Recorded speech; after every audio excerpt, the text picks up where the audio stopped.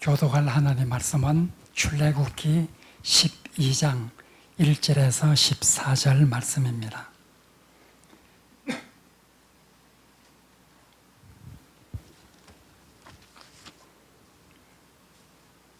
출애굽기 12장 1절에서 14절 말씀입니다.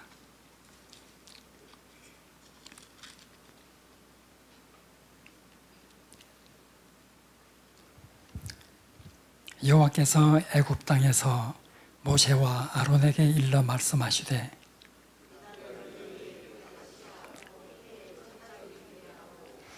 너희는 이스라엘 온 회중에게 말하여 이르라. 이달 열흘에 너희 각자가 어린 양을 잡을지니 각 가족대로 그 식구를 위하여 어린 양을 취하되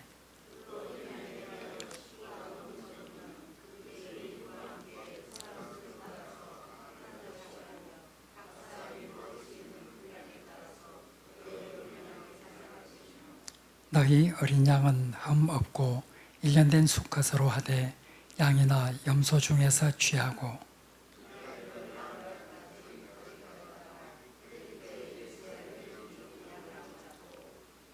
그 피를 양을 먹을 집 좌우 문설주와 임방에 바르고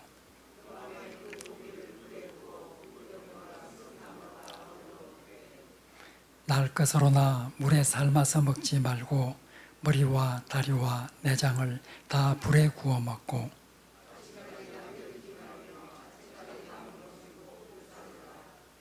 너희는 그것을 이렇게 먹을지니 허리에 띠를 띠고 발에 신을 신고 손에 지팡이를 잡고 급히 먹으라. 이것이 여호와의 유월절이니라.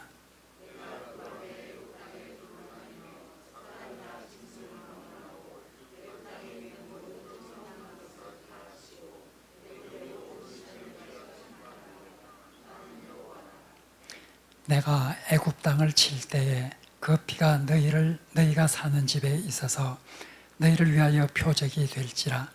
내가 피를 볼 때에 너희를 넘어가리니 재앙이 너희에게 내려 멸하지 아니하리라. 너희는 이 날을 기념하여 여호와의 절기로 삼아 영원한 규례로 대대로 지킬지니라. 아멘. 오늘부터 우리가 수요 예배 때 공부할 내용은 이스라엘의 절기들입니다. 이스라엘은 많은 절기들이 있습니다. 이스라엘 민족은 3대 절기라 이렇게 해서 유월절과 그리고 오순절 그리고 초막절 이 세 가지 절기를 3대 절기라 이렇게 말합니다. 앞으로 우리가 공부하겠지만은 오순절을 칠칠절이라고 하기도 하고 여러 가지 다른 이름이 있습니다. 초막절도 장막절이라 하기도 하고 수장절이라고도 하기도 합니다. 그런데 권에서는 이 절기를 다룰 때에 다시 한번 생각하겠습니다. 이 3대 절기에서 2개를 더해서 5대 절기라 이렇게 말합니다. 5대 절기는 3대 절기에서 부림절 그리고 수전절 이 2개를 더해서 바로 5대 절기라 이렇게 말하죠. 이 외에도 초실절, 나팔절, 대속죄일 등등 많은 절기가 있지만은 이번 이스라엘의 절기들 이 내용에서 우리가 공부할 것은 유월절, 오순절, 초막절, 부림절, 수전절 5가지 5대 절기에 대해서 생각을 해보려고 합니다. 이 절기에 대해서 공부하는 것은 아주 중요합니다. 왜냐하면 이 절기는 대개 모세를 통해서 유월절을 지키라, 오순절을 지키라, 초막절을 지키라 계속해서 강조가 되죠. 이런 절기들은 이스라엘의 어떤 역사와 관련이 되어 있습니다. 우리나라에서 예를 들어서 광복절, 삼일절, 제헌절, 개천절 등등 이런 우리나라의 절기들도 다 우리나라의 역사와 관련되어 있듯이 이스라엘의 절기들도 그 역사와 관련이 되어 있습니다. 자, 이런 이스라엘 역사와 관련된 이런 절기를 잘 지키는 것은 바로 이스라엘의 역사 속에서 나타났던 하나님의 은혜와 하나님의 구원을 다시 한번 회상하며 기억할 수 있는 그런 기회가 되기 때문에 하나님께서는 이런 절기를 잘 지켜야 된다고 말하고 있습니다. 여러분들이 모세의 책들을 읽어보면 유월절을 지키라, 칠칠절을 지키라, 초막절을 지키라 계속해서 반복해서 하나님께서 명령을 하십니다. 모세 시대에는 불임절과 수전절은 없었죠. 이것은 나중에 생긴 절기이기 때문에 모세 시절에는 이런 절기는 없었습니다. 모세의 책들을 보면 얼마나 이 절기를 잘 지켜야 된다고 하는 것을 강조하는지 모릅니다. 사실 우리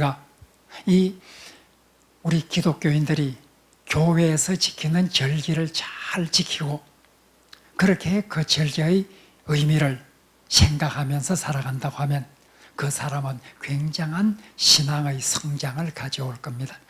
우리가 사순절이 되면 정말 예수님의 고난의 의미를 생각하면서 경건하게 살려고 하고, 그리고 부활절이 되면 부활의 의미가 무엇인지를 기억하면서 그날을 보내고, 또 맥주절이라든지 추수감사절 이런 절기 때 하나님께서 우리에게 베풀어 주신 그 놀라운 은혜를 또 생각하기도 하고, 성탄절이 되면 예수님께서 우리를 위해서 죽기 위해 이 땅에 오신 그 놀라운 구원의 은총을 생각해보고, 이렇게 바로 절기를 잘 지키면 신앙에 있어서 굉장한 성장을 가지고 오게 됩니다.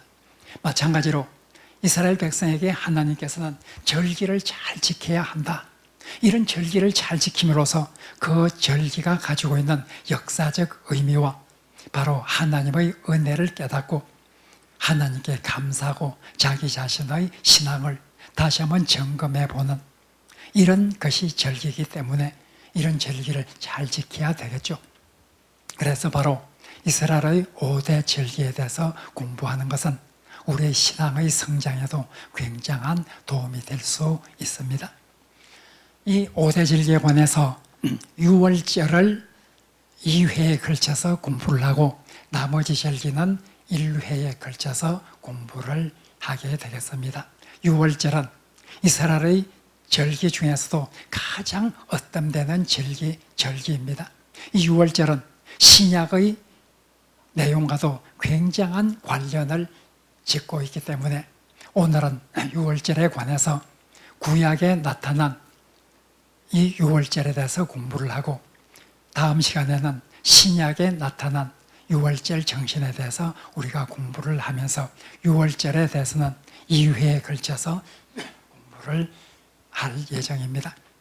그리고 다른 절기 하나씩을 이제 한 주일에 공부를 한다면 총 6주에 걸쳐서 이스라엘의 절기들을 공부하게 되겠습니다.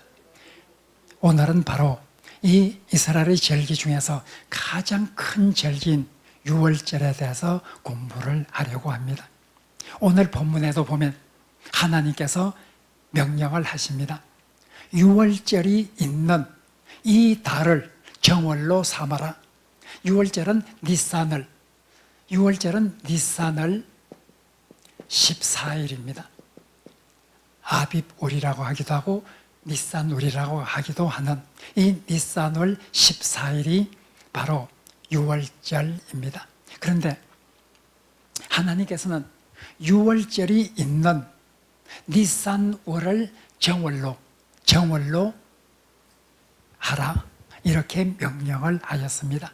그만큼 6월절은 중요하고 엇됨되는 절기이기 때문에 바로 6월절이 있는 달을 정월로 삼아라, 이렇게 오늘 본문에 보면 하나님께서 명령을 하고 있습니다.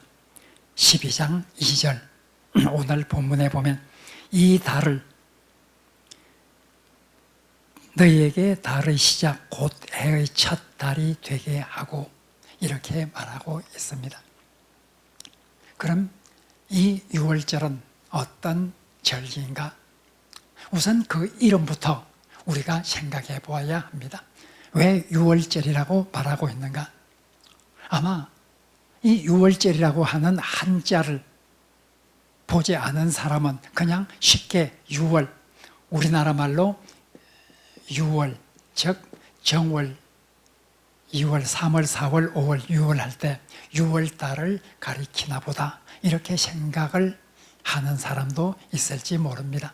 그러나 전혀 6월 할 때 이 육자도 아니고 이런 다룰자도 아닙니다.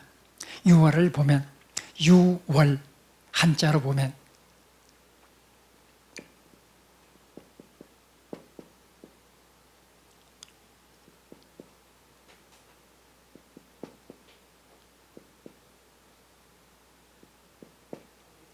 바로 유월 이렇게 되어 있습니다. 유월절, 절은 이제 바로 이렇게 유월절, 이것이 바로 한자입니다. 이렇게 유월절 할 때 유자는 한자 사전에 보면 넘어갈 유자라 이렇게 기록되어 있습니다. 또 월자도 넘어갈 월입니다. 넘어간다는 뜻을 가진 유, 넘어간다는 뜻을 가진 월, 그래서 유월절이라 이렇게 이름을 붙였죠. 왜 이 절기를 유월절로 붙였을까? 바로 오늘 읽는 12장 1절부터 14절은 왜 그 절기의 이름이 유월절인가, 넘어가는 절기인가, 여기에 관해서 설명을 하고 있습니다. 유월절은 바로 이스라엘 역사에서 이스라엘 민족이 애굽에서 탈출을 하는 이 일과 연관이 되어 있습니다. 오늘 12장 1절부터 14절을 보았습니다. 11장에 보면 이젠 하나님께서 모세에게 말을 합니다. 지금 이젠 하나님께서는 이스라엘 민족을 해방시키기 위해서 모세를 통해서 바로에게 9가지 재앙을 내렸습니다. 바로와 애굽 사람들에게 9가지 재앙을 내렸죠. 그 9가지 재앙을 내릴 때 바로는 보내주겠다고 약속을 하고 결국 그것이 다시 이젠 모세를 통해서 원위치로 되었을 때 약속을 어기고 이스라엘 민족을 보내주지 않았죠. 그래서 9번째 재앙까지 지났습니다. 이제 하나님께서는 모세에게 11장에 보면 말을 합니다. 지금까지 9가지 재앙을 통해서 바로와 애굽을 바로 괴롭혔는데 마지막 한 재앙, 이 재앙은 결정적인 재앙이 될 것이고 이 재앙을 애굽에 내리면 애굽은 이스라엘 민족을 보낼 수밖에 없을 것이다. 이제 이 마지막 재앙은 바로 애굽의 장자를 치는 재앙이다 하고 말합니다. 애굽의 장자뿐만 아니라 짐승들도 처음 난 짐승, 즉 첫 새끼는 다 죽게 될 것이다. 애굽에 있는 모든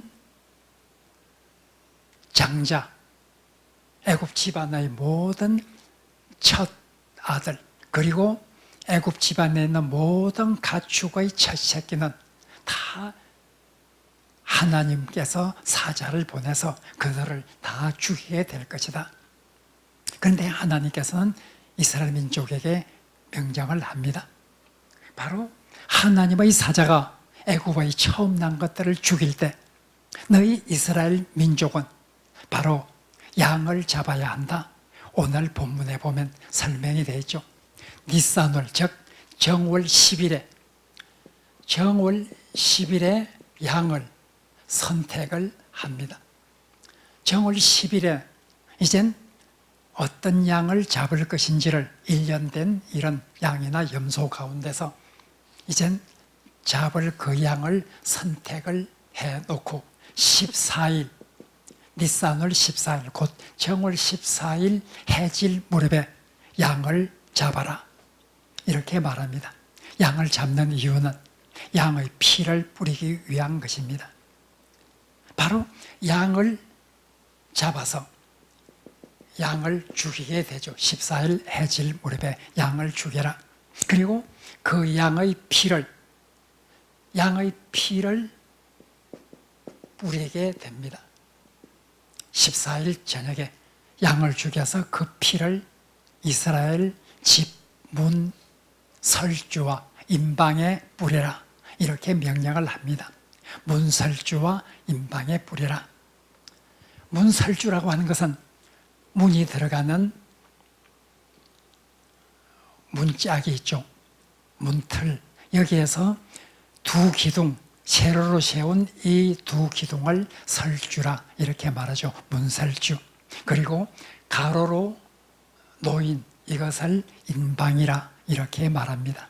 따라서 문틀, 이 문설주와 임방에 피를 뿌리라 이렇게 명령을 합니다.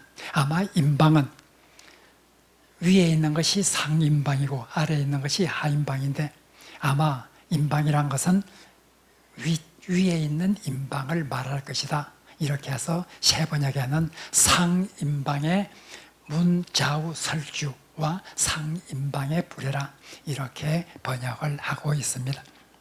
어쨌든 이 피를 문에 이스라엘 집의 문에다가 문설주와 임방에다가 뿌려라. 그러면은 바로 하나님의 천사가 정월 14일 밤에 애굽의 장자와 첫 가축의 새끼들을 죽일 때 피를 보고 이 집은 이스라엘 민족의 집이구나. 이 피를 보고 그 재앙을 내리는 하나님의 사자들이 넘어갈 것이다. 애굽에 재앙을 내리고 피를 보고 이 집은 넘어가서 다음에 또 재앙을 내리고 이 피가 양의 피가 있는 집은 그 재앙을 내리지 않고 넘어갈 것이다. 이렇게 하나님께서 말씀하셨죠. 오늘 본문에서 말하는 것을 보죠. 13절에 보면 같이 읽겠습니다. 내가 애굽 땅을 칠 때에 그 피가 너희가 사는 집에 있어서 너희를 위하여 표적이 될지라.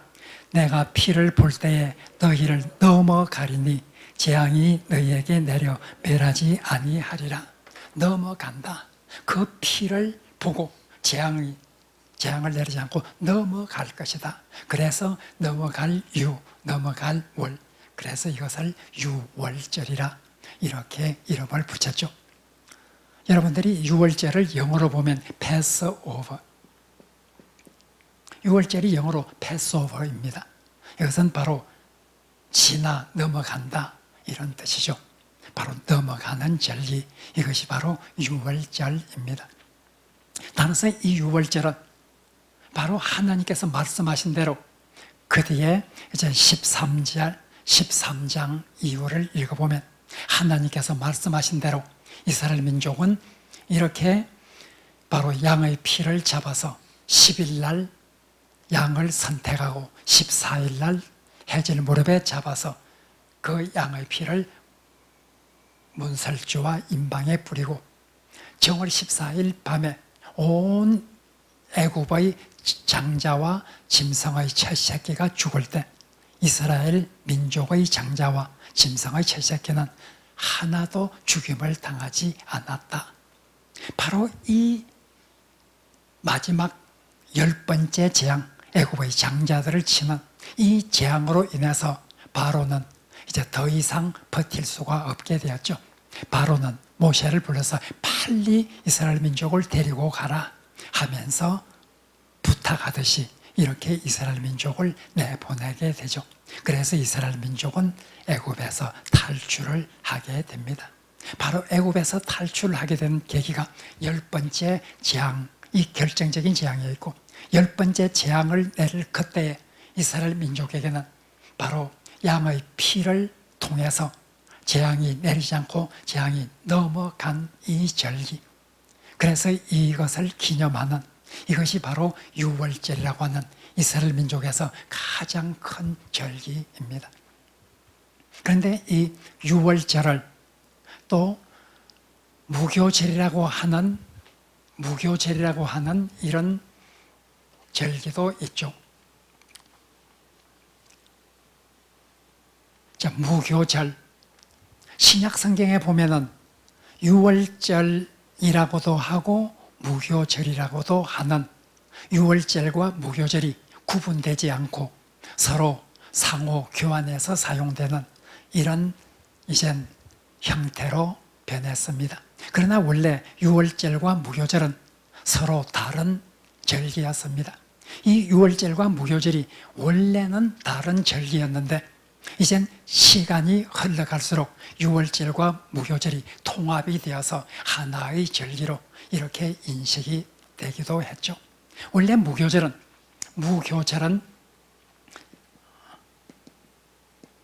없을 무자, 그 다음에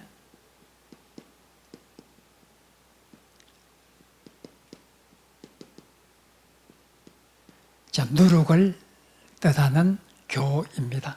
효라고 발음하기도 하고 교라고 발음하기도 하는데 여기에서 바로 누룩, 발효를 의미하죠. 삭힌다, 삭힐 교자라 이렇게 나옵니다. 그런데 이 발효된 누룩이 없는 절기라 이런 뜻입니다. 그래서 이 무교절이 바로 우리가 오늘 14절까지 읽었습니다. 14절까지 읽었는데 15절을 한번 보죠. 자, 15절부터 20절까지 표제가 뭐라고 되어 있죠? 무교절이라 이렇게 되어 있습니다. 바로 이 무교절에 대해서, 유월절에 대해서 14절까지 설명한 다음에 무교절에 대해서 설명을 합니다. 무교절을 보면 15절에서 말한 대로 1회 동안 무교병을 먹을지니, 이렇게 해서 첫날에 누룩을 너희 집에서 제하라. 무릇 첫날부터 7째 날까지 유교병을 먹지 않은 이스라엘에서 끊어지리라. 이렇게 해서 너희가 첫날에도 성회로 성회요 7째 날에도 성회가 되리니, 이렇게 해서 바로 7일 동안 지킵니다. 정월 14일이 니산월, 14일이 유월절입니다. 무교절은 바로 이날 다음 15일부터, 니산월 15일부터 일주일 동안 21일까지 이것이 지키는 것이 바로 무교절입니다. 그래서 우리가 여기 무교절을 보시면 무교절을 지키라 이렇게 해서 18절에 보면 첫째 달 그 달 열나흘 날 저녁부터 21일 저녁까지 너희는 무교병을 먹을 것이요. 1회 동안은 이렇게 해서 15일부터 21일까지가 무교절이 되죠. 자, 이렇게 바로 6월절 다음부터 그 다음 날부터 일주일 동안을 무교절을 지키게 되겠죠. 따라서 원래는 유월절과 무교절은 다른 절기였습니다. 그러나 유월절과 무교절은 의미가 그리고 그 기원이 거의 같습니다. 무교절이라고 하는 이유는 왜 무교절이라고 하는가? 이때는 누룩을 그 집에서 다 제해야 합니다. 누룩을 다 제하고, 그리고 그때는 떡도 사실 떡이라기보다는 빵이라고 하는 것이 더 정확하죠. 그런데 그 떡도 누룩이 없는 떡을 먹어야 합니다. 그래서 무교병, 그것을 무교병이라, 병은 떡, 병자를 의미하죠. 오병 이어할 때 오병, 떡 5개, 병 한자로 떡을 말합니다. 누룩이 들어가지 않는 떡, 이것을 그 한 주일 동안 먹어야 합니다.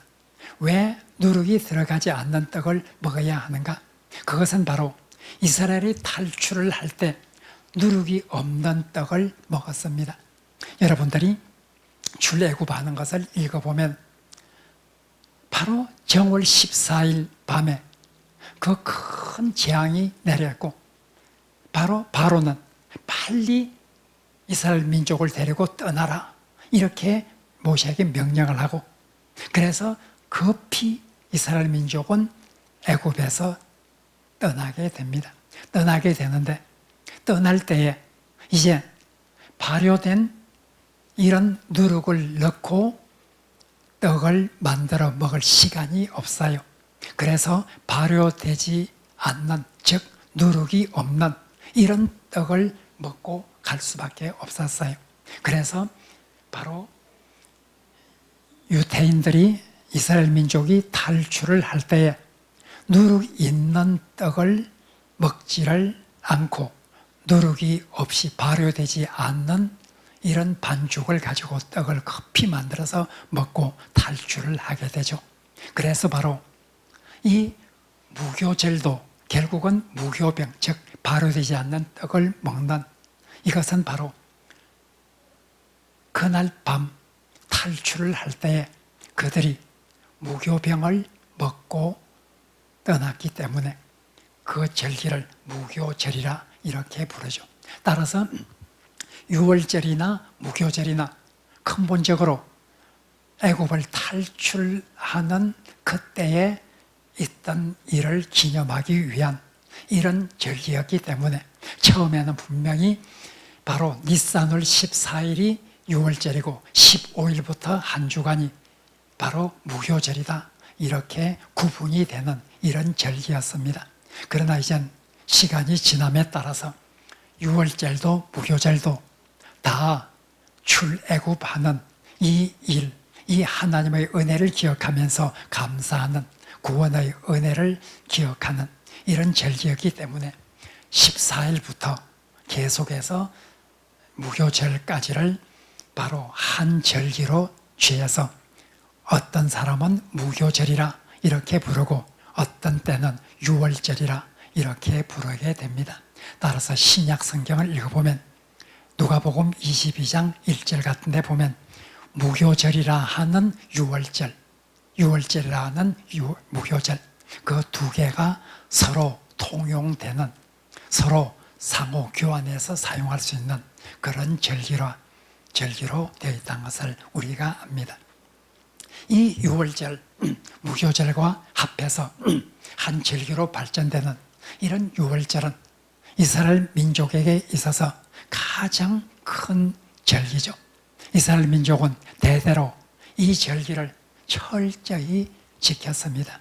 물론 때로는 이 절기를 잊어버리고 지키지 않은 때도 있습니다. 그래서 요시야 종교개혁, 경건한 왕들이 종교를 개혁할 때 유월절을 철저히 지키지 않았던 그런 데 관해서 회개를 하고 유월절을 지키는 이런 모습도 성경을 읽어보면 종종 발견할 수 있습니다. 이 유월절은 이젠 굉장히 그들은 이 유월절을 경건하게 지키고 그렇게 이젠 절기를 지키게 되죠. 그때 지킬 때는 대개 정월 10일 날 양을 준비를 하고 14일 저녁에 그 양을 잡고 피를 뿌립니다.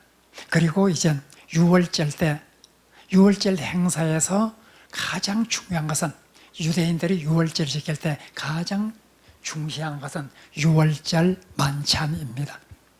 유월절 만찬을 하죠. 이 유월절 만찬은 하나의 의식입니다. 그냥 함께 먹고 마시는 것이 아니라 어떤 순서에 따라서 의식을 행하게 되죠. 유월절 만찬을 할 때요.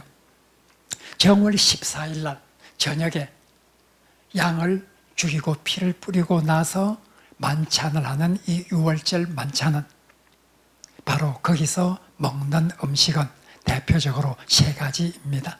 하나는 유월절 양, 유월절 양은 불에 구워서 먹어야 된다. 오늘 본문에도 나와 있죠.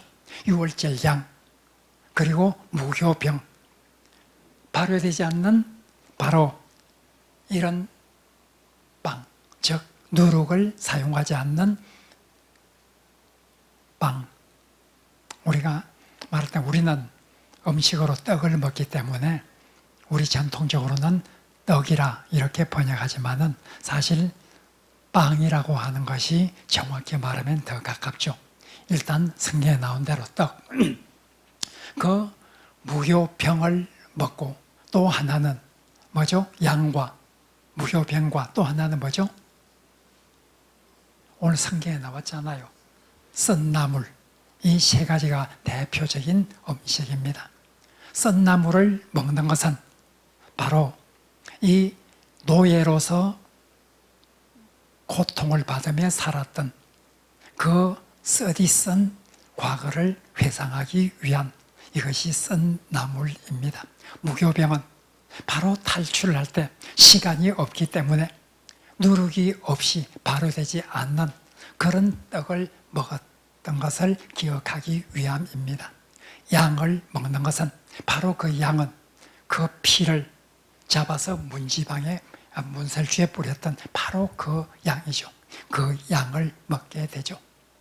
바로 이렇게 노예에서 해방되어서 구원을 받은 그 날을 기념하기 위해서 유월절 만찬에서는 양과 그리고 무효병과 썬나물 이 세 가지 음식을 먹습니다. 그리고 거기에 포도주가 따라 나오죠.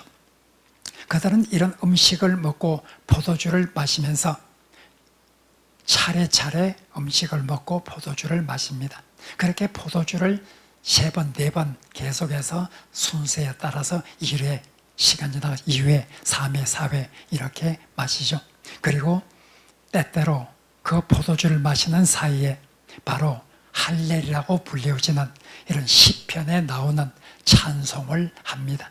이렇게 해서 유월절 만찬의 예식이 상당히 깁니다. 상당히 길어서 정월 14일 날 저녁에 이스라엘 민족은 이렇게 유월절 만찬을 하면서 과거에 있었던 하나님의 구원의 은혜를 회상하면서 하나님을 찬양하게 되죠. 우리가 이제 다음 주에는 바로 이 유월절 이 이스라엘 민족의 지키는 이 절기가 바로 예수 그리스도의 죽음과 어떤 관련이 있는지 신약 성경은 자세히 설명을 하고 있습니다. 그래서 신약으로 보면 다른 어떤 절기보다도 바로 구원과 관련되는 이 유월절은 예수 그리스도의 죽음과도 직결되는 그런 절기가 되죠. 다음 시간에 우리가 살펴보게 되겠습니다. 우리가 절기를 잘 지킨다는 것, 정말 이것은 우리의 신앙에 큰 도움이 되고 하나님께서도 우리의 신앙에 큰 도움이 되기 때문에 이런 절기를 지키라. 바로 대대 후손에게까지 계속해서 이 의식을 행해서 바로 대대로 이것을 지켜서 후손들에게 이런 하나님의 구원의 은총을 기억하도록 하라. 이것이 하나님의 뜻이었죠. 우리도 바로 이런 절기를 잘 지키고 후손들에게 이런 절기의 정신을 잘 바로 설명해주고 잘 지키게 함으로써 우리의 후손들도 우리 신앙의 성장을 가져오는 이런 어떤 효과를 거둘 수 있도록 하나님께서 우리에게 원하고 있는 것을 알 수가 있습니다. 우리뿐만 아니라 후손 대대로 전해야 한다. 이것이 하나님께서 유월절을 제정하시고 명령하신 이유입니다. 우리도 우리의 구원의 은총을 감사하는 이런 유월절의 정신을 생각하면서 우리에게 구원을 베푸신 하나님께 감사하면서 이런 귀한 절기들을 보내는 하늘의 백성이 되기를 바랍니다. 이제 말씀의 뜻을 생각하면서 함께 기도하겠습니다.